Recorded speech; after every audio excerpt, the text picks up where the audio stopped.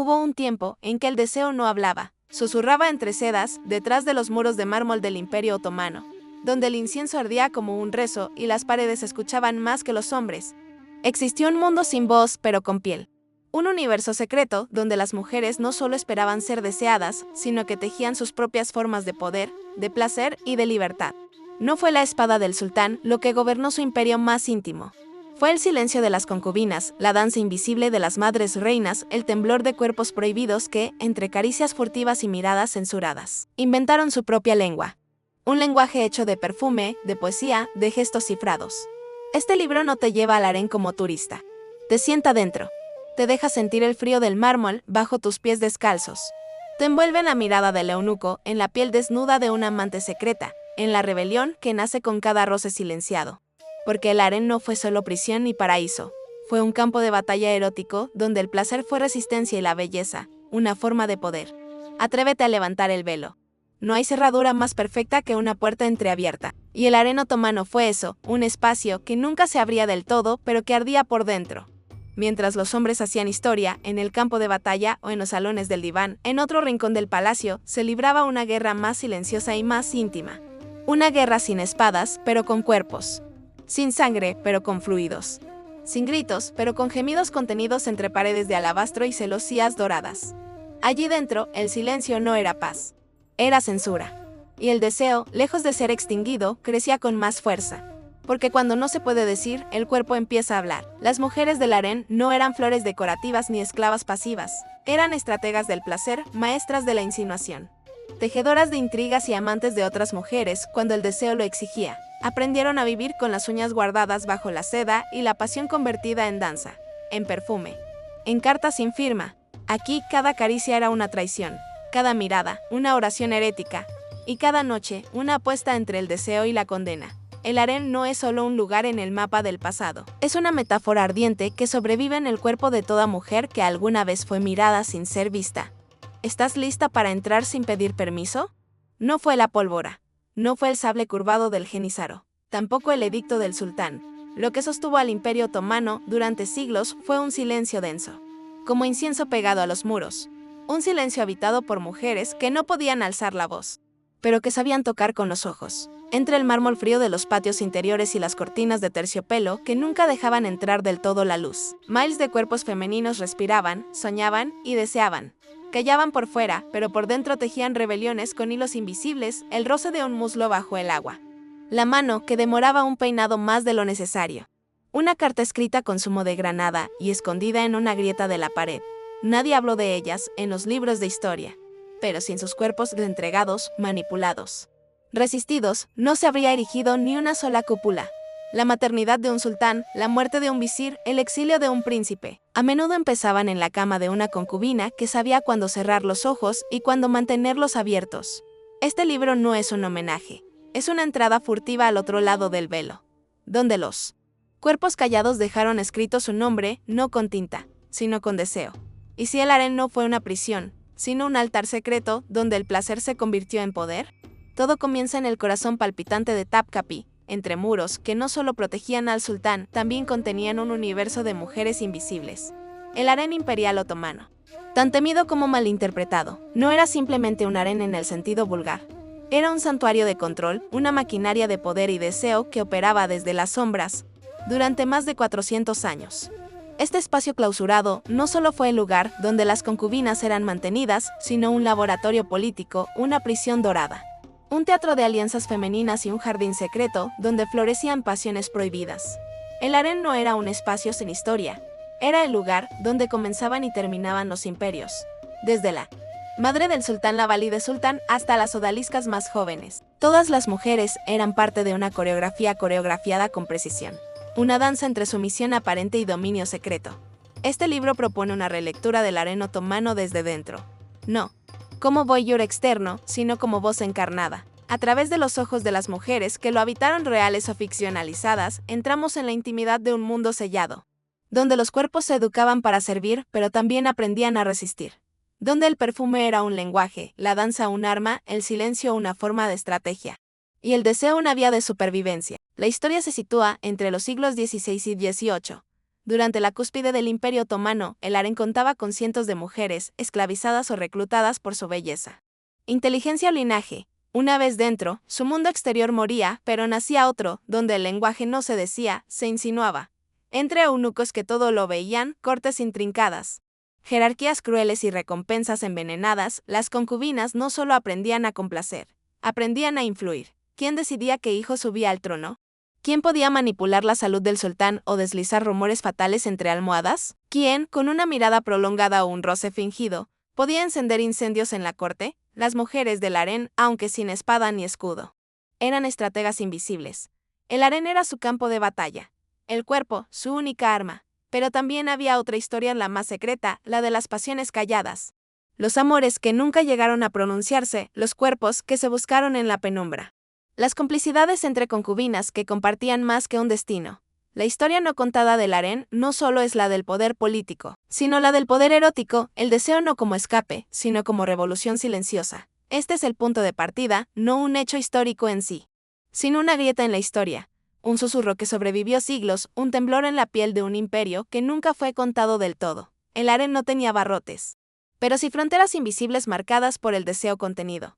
Era un lugar donde la piel era sagrada y vigilada, donde cada roce podía ser condena y cada mirada un poema no escrito. Las mujeres vivían dentro de un ritual permanente.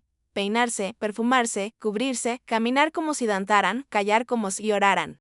El cuerpo era su capital y su condena. Lo erótico no se gritaba. Se insinuaba en los gestos más mínimos, en cómo una concubina bajaba la vista al cruzar con otra, en cómo una flor era colocada detrás de la oreja, en cómo se deslizaban los dedos al bordar una tela de seda. El deseo, cuando no podía nombrarse, se volvía arte. El harén entero era una coreografía de contención, donde el silencio vibraba con una tensión más intensa que cualquier grito. Y sin embargo, el poder no estaba donde parecía. La favorita del sultán podía perder su lugar por una sospecha. La madre del príncipe podía manejar ejércitos sin tocar jamás una espada. Y una esclava podía escribir su libertad con un suspiro bien pronunciado. El poder se tramaba entre almohadas, se cocinaba en baños de vapor. Se dictaba con los ojos entrecerrados durante una danza. Era un poder no dicho, pero feroz. Tan letal como los decretos imperiales, pero vestido de encaje. La represión, en cambio, era total y difusa. No había cárcel más cruel que una belleza sin uso. No había tortura más lenta que el olvido. Cada mujer sabía que su cuerpo era observado, evaluado, censurado. No por su inteligencia, sino por su utilidad sexual o su capacidad de engendrar. Y sin embargo, muchas se rebelaban sin levantar la voz, componiendo versos secretos, escribiendo cartas que nunca saldrían del palacio. Amando a quien no debían, soñando con un jardín al que jamás tendrían acceso. La represión era estructural, pero también íntima. Venía del exterior del sultán, de los eunucos, de las otras mujeres. Pero también del interior, del miedo, de la culpa, de la memoria del castigo. El placer estaba en disputa. No era un derecho, sino un riesgo. Y muchas lo tomaban, sabiendo que podían perderlo todo. Porque, en medio de ese encierro, el deseo se volvía el único territorio libre. Amar en secreto era un acto de revolución. En cada danza, una súplica. En cada mirada furtiva, una profecía. En cada cuerpo velado, un grito por liberar. El harén, más que una prisión, era un teatro de los sentidos, donde las mujeres, a pesar del silencio, escribían su historia sobre la piel, en el perfume, en la música, en las palabras jamás dichas. No todas sobrevivieron, pero todas resistieron, porque desear, allí dentro, era también una forma de existir. 1. El harén no era solo un espacio de placer, sino un sistema político encubierto, aunque la palabra harén ha sido malinterpretada en Occidente como un lugar de ocio erótico. En el corazón del Imperio Otomano fue mucho más que eso. El harén era una institución de poder. Un engranaje delicado y oculto dentro del palacio imperial. Allí se tomaban decisiones que influían en el destino del imperio. Nacían herederos, se formaban alianzas, se consolidaban intrigas. Las mujeres no eran solo objetos de deseo. Eran estrategas, educadoras, custodias de la dinastía. La madre del sultán, la valide sultán, podía ser más influyente que un visir. Y una concubina podía convertirse en reina si sabía moverse entre los velos del poder. 2. El erotismo en este mundo está codificado, disfrazado. Pero es intensamente real. El deseo en el harén no se expresa como en la literatura erótica convencional. Aquí no hay gemidos abiertos ni piel desnuda sin consecuencias. Lo erótico está oculto entre símbolos, rituales y gestos apenas perceptibles. La mujer que perfuma su nuca no solo embellece, seduce. La que canta solas al amanecer no solo canta, convoca. El erotismo en este libro es un lenguaje secreto, una forma de resistencia, porque en un lugar donde todo está prohibido, cada caricia sutil es un acto de revolución. Y cada pensamiento ardiente es una semilla de libertad. 3. La represión del cuerpo femenino no elimina el deseo, lo transforma en arte. Poesía y conspiración. El silencio no significa sumisión. Muchas mujeres del harén vivieron oprimidas, sí, pero también encontraron formas subversivas de existir. Algunas escribían poemas en las paredes con henna, otras susurraban versos en los baños de vapor. Muchas se enamoraron de otras mujeres o de eunucos que ya no eran hombres en términos del poder, pero sí lo eran en el alma. La represión no ahoga el deseo, lo codifica, lo vuelve símbolo, lo convierte en arma. En este libro verás cómo lo femenino encuentra en lo invisible una forma de permanencia. Lo que no puede decirse, se borda, se canta, se sueña. El harén fue un mundo encerrado tras puertas doradas, pero lo que verdaderamente lo rodeaba no eran muros, sino reglas invisibles. Reglas sobre cómo mirar, cómo callar, cómo desear. Y sin embargo, dentro de ese espacio de encierro florecieron los gestos más rebeldes. No con espadas, sino con perfumes. No con gritos, sino con poemas escondidos en los pliegues de las túnicas. La historia oficial los olvidó, pero los cuerpos no olvidan. Este libro no ha sido un retrato del poder imperial, sino una exploración de las grietas de ese poder. Donde la represión quiso borrar nombres, surgieron signos. Donde se prohibió el tacto, emergió el símbolo. Donde se castigó el amor, se tejieron rituales secretos que transformaron el deseo en legado.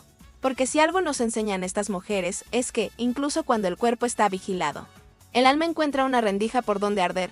El erotismo que aquí hemos invocado no es placer superficial, es energía vital que busca formas para sobrevivir en medio del silencio. En el harén, las mujeres no se resignaron, reinventaron el lenguaje del placer. Donde la ley decía no puedes, ellas respondían con una flor, una mirada, un suspiro cargado de historia. Quizá lo más revolucionario que hicieron no fue rebelarse con violencia, sino persistir con ternura, transformar la fragilidad en fuerza simbólica, convertir el deseo tan reprimido, tan observado, en memoria encarnada. Porque un imperio puede desaparecer, pero un gesto cargado de sentido, una carta quemada, una danza bajo la luna, pueden perdurar en el cuerpo de quien los imagina. Así termina este viaje, no con un grito de libertad, sino con un murmullo lleno de poder. Que el deseo no se extingue bajo la opresión, que los cuerpos silenciados también escriben historia. Y que, a veces, el erotismo más transformador es aquel que se dice sin decir, pero que arde para siempre. Si has llegado hasta aquí, gracias. Gracias por escuchar historias que muchos prefieren callar. Gracias por abrir los ojos donde otros bajan la mirada.